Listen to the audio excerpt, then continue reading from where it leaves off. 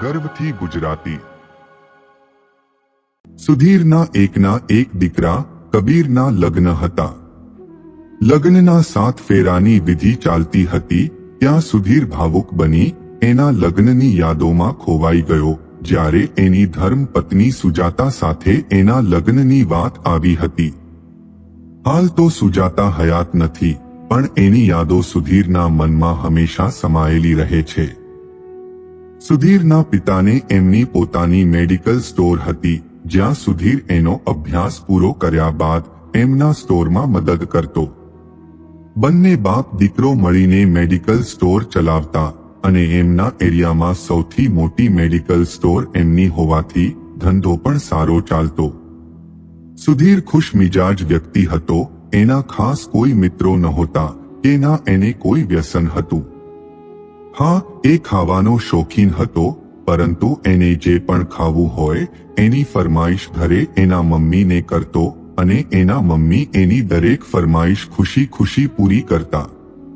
આખરે સુધીર તેમનો એકનો એક દીકરો હતો અને એમની દરેક વાત માનતો. સુધીરે એના લગ્નની પૂરી જવાબદારી એના મમ્મી પપ્પાને સોંપી દીધી હતી તો એના મમ્મી પપ્પા જે છોકરી એના માટે પસંદ કરે એના સાથે સુધીર લગ્ન કરવા રાજી હતો. એના માટે તો એની માતા પિતાની પસંદ એ જ એની પસંદ હતી. સુધીરના સ્વભાવ અને સંસ્કાર પ્રમાણે એના માટે ઘણી છોકરીઓની વાત આવતી, પરંતુ એના માતા પિતા એમના એકના એક દીકરા માટે એકદમ વ્યવસ્થિત વહુ ઈચ્છતા હતા.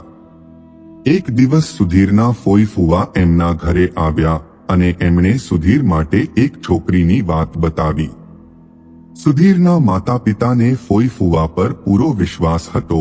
એમણે એ છોકરીના પરિવાર સાથે મુલાકાત કરવાનું નક્કી કરી લીધું. શનિવારના દિવસે સુધીર અને એના માતા પિતા ફોઈ ફુવા સાથે છોકરીના પરિવારને મળવા પહોંચી ગયા. સુધીર માટે એના મમ્મી પપ્પા નક્કી કરે એ બધું યોગ્ય જ હતું તો એની તો હા જ હતી. ત્યાં સુધીરની સુજાતા સાથે પ્રથમ મુલાકાત થઈ અને એના માતા પિતા સાથે એને પણ સુજાતા પસંદ આવી ગઈ હતી. સુજાતાના મમ્મી પપ્પા સુધીરના સંસ્કાર સ્વભાવ વિશે પહેલેથી પરિચિત હતા તો ના પાડવાનો સવાલ જ નહોતો. બંનેના પરિવારના એકમત બાદ લગ્ન નક્કી કરી દેવામાં આવ્યા. સુધીરના માતા પિતાએ એમના એકના એક દીકરાના લગ્નમાં કોઈ કસર બાકી ન રાખી આખા ઘરને લાઇટોથી ઝગમગ કરી નાખ્યું અને પૂરા ધામધૂમથી એના લગ્ન કર્યા. સુધીર અને એના માતા પિતા ખૂબ ખુશ હતા કે સુજાતા જેવી સુશીલ સંસ્કારી છોકરી એમના ઘરની વહુ બની. લગ્ન બાદ સુજાતાનો ગૃહ પ્રવેશ થયો ત્યારે જ એ બેહોશ થઈ ગઈ. સુધીર એને ઊંચી કરીને બેડ પર સુવાડી આવ્યો. થોડી વારમાં એ હોશમાં આવી ગઈ. બધા એમ સમજી રહ્યા હતા કે લગ્નના થાકના લીધે સુજાતા બેભાન થઈ ગઈ હશે. લગ્ન બાદના બાકીના રિવાજો આગલા દિવસ પર મુલતવી રાખ્યા જેથી સુજાતાને આરામ મળી શકે. સુધીર સુજાતાને કશું પૂછવાનું ટાળી જમીને સૂઈ ગયો કારણ કે સવારથી એ પણ ઘણો થાકી ગયો હતો. બીજા દિવસે આડોશ પાડોશના લોકો નવી વહુ જોવા આવ્યા હતા. ઘરમાં ઘણી ભીડ જામી હતી. સુજાતા તૈયાર થઈને બહાર આવી ત્યાં ઘરમાં ભીડ જોઈને અચાનક એ જોરથી ચીસો પાડવા લાગી અને અજીબ હરકતો કરવા લાગી. ત્યાં હાજર રહેલા બધા લોકો ગભરાઈ ગયા કે આ નવી વહુને અચાનક શું થઈ ગયું. સુધીરનું દિમાગ કામ કરતું બંધ થઈ ગયું કે આ શું થઈ રહ્યું છે. એણે સુજાતાના માતા પિતાને ફોન કરી જાણવાનો પ્રયત્ન કર્યો કે એના આવા વર્તન પાછળનું કારણ શું છે. સુજાતાના માતા પિતાએ વાત પર પડદો પાડતા અમુક દવાઓના નામ જણાવ્યા જે આવી હાલતમાં સુજાતાને આપવામાં આવતી હતી. સુધીર સમય વ્યર્થ ન કરતા ફટાફટ એની મેડિકલ સ્ટોર પહોંચ્યો અને જે દવાઓના નામ એના સાસુએ જણાવ્યા હતા એ બધી દવાઓ લઈને એ ઘરે પહોંચ્યો.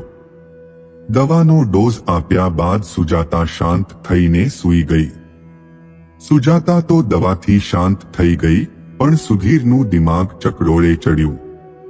થોડી જ ક્ષણોમાં નવા લગ્નની ખુશી ક્યાંય ખોવાઈ ગઈ અને મગજમાં ઘણા પ્રશ્નો ઊભા થવા લાગ્યા કે સુજાતાને શું બીમારી છે, એ આવું વર્તન શા માટે કરે છે. એના મમ્મી પપ્પા અને ફોઈ ફુવાએ મારા અને મારા પરિવાર સાથે દગો કર્યો છે.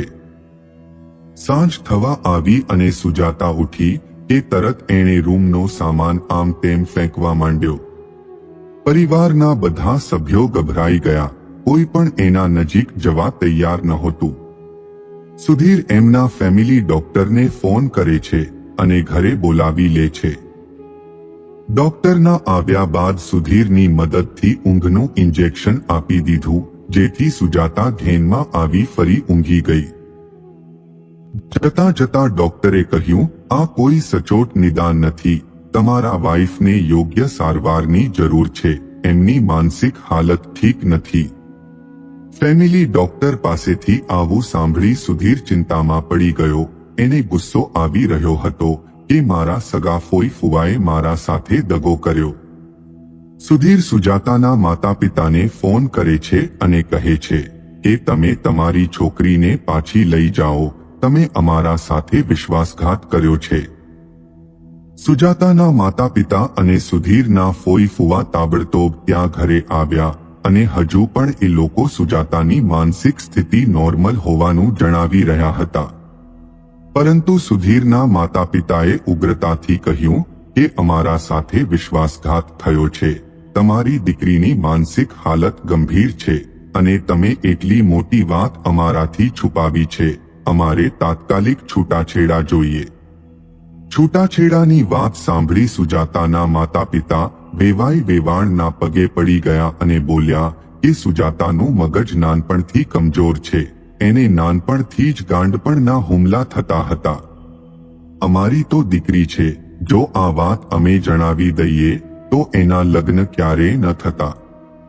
અમને એમ હતું કે લગ્ન બાદ પતિનો પ્રેમ મળશે તો એની માનસિક હાલતમાં સુધાર આવી જશે.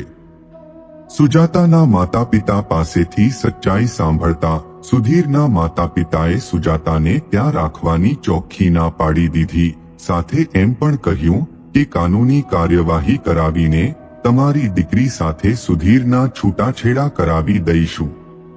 તમારી દીકરીની માનસિક હાલતના લીધે અમે અમારા એકના એક દીકરાનું ભવિષ્ય મુશ્કેલીમાં નથી મૂકવા માંગતા.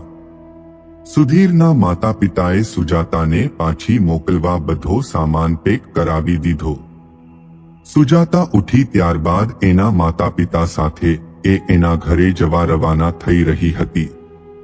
સુજાતા સુધીરનું ઘર છોડી જઈ રહી હતી ત્યારે એની નિર્દોષ આંખો સુધીરને એને રોકી લેવા મજબૂર કરી રહી હતી.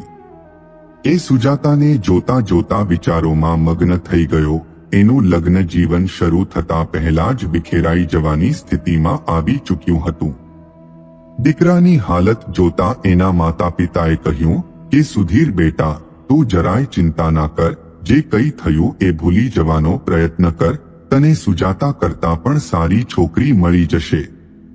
એની માનસિક હાલત ઠીક નથી તો છૂટાછેડા પણ જલ્દી મળી જશે.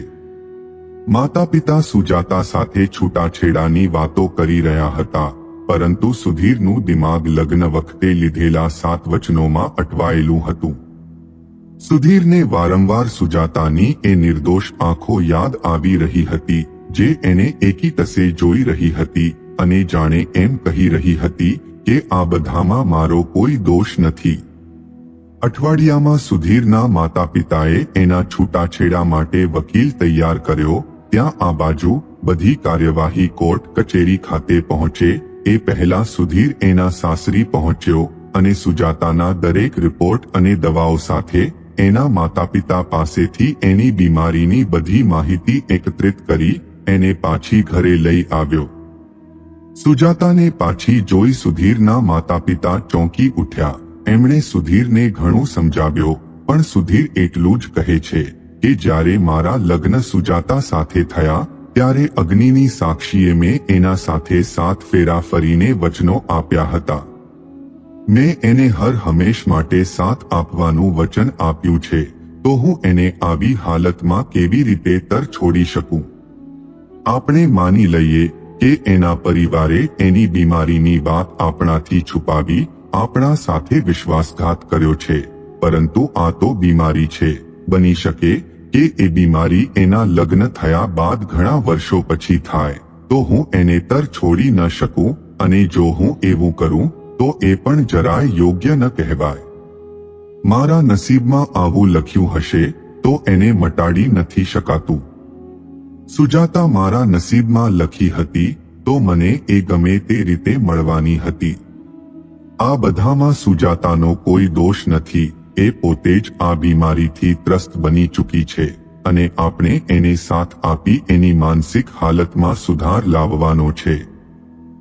સુધીરની વાત સાંભળી એના માતા પિતા ખુશ થઈ ગયા કે અમારો દીકરો સંસ્કારી તો હતો જ, પણ આજે સુજાતાને પાછી લાવી એણે જવાબદારી અને વચનબદ્ધ જેવા ગુણોના દર્શન પણ કરાવી દીધા. સુજાતાના સાસરે આવ્યા બાદ ક્યારેક એને ગાંડપણના હુમલા થતા, પરંતુ દવાઓના ડોઝ, સુધીરના પ્રેમ તથા સુધીર અને એના માતા પિતાની દેખભાળના કારણે એની માનસિક સ્થિતિમાં થોડો સુધાર આવ્યો. સુધીરે સંપૂર્ણપણે એનો પતિ ધર્મ નિભાવી સુજાતાને સાથ આપ્યો. આમ સમય જતા સુજાતાએ દીકરાને જન્મ આપ્યો, જેનું નામ કબીર રાખ્યું.